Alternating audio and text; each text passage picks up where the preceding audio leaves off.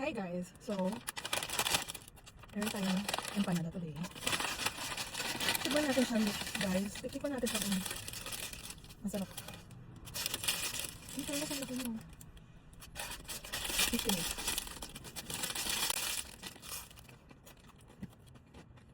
Harap! Ano?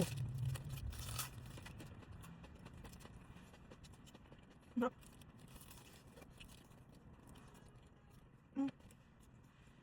Masarap siya. Wait. Gusto ko kasi muna tikman ng walang suka. Masarap. Masarap niya.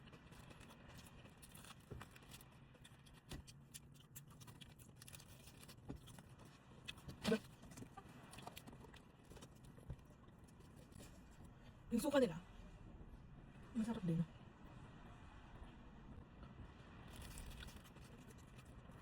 Masarap.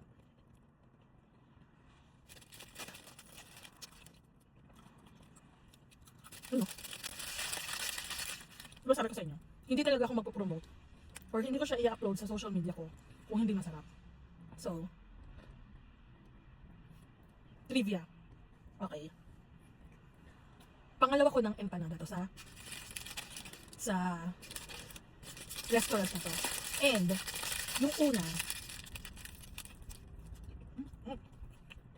yung una, talagang nag-comment ako, sabi ko, masyado pong madami yung munggo.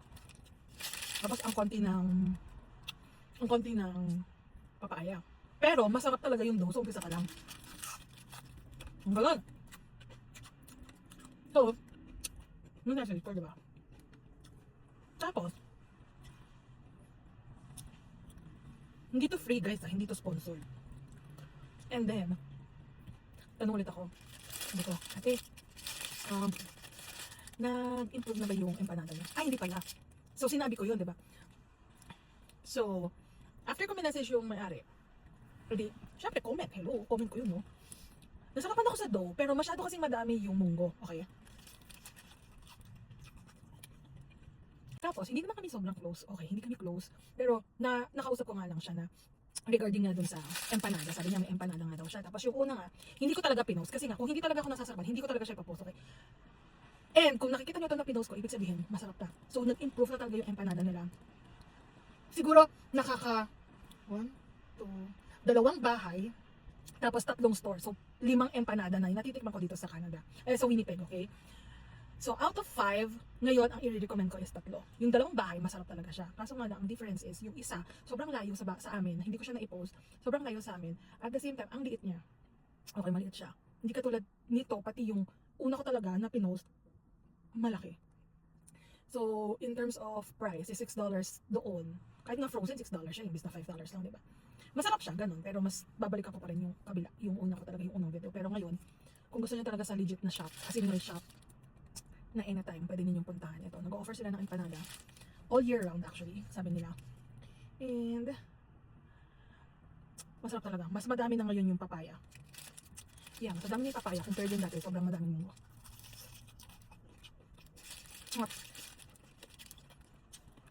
Yung suka nila, masarap din. Sariling gawa nila.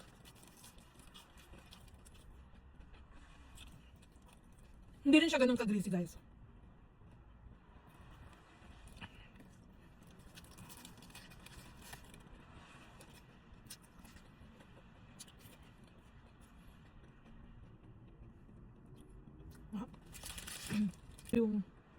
yung huli atang binili ko ng empanada. Grabe, nagsayang talaga ako ng pera guys. $5. Ang laman, repolyo.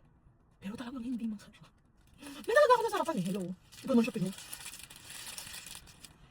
Nagsayang talaga. Nagsayang talaga ako ng pera. Tatlo pa naman binili ko eh. Ayaw ng asawa ko. So, yun.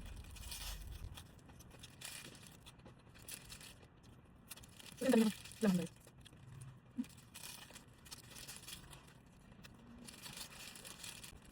Guys, hindi ko sponsor lang. Binayaran ko siya.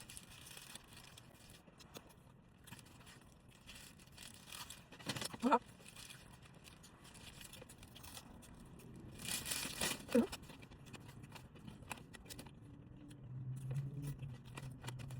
Bakit? Kaya guys, kung nagki-crave kayo ng empanada, okay, Ilocos empanada, highly recommend this. Okay, jeepney, Winnipeg, and it's a must try. Okay, parang compared sa lahat ng mga nag-o-offer ng Ilocos empanada dito, isa sila sa pinakamasarap.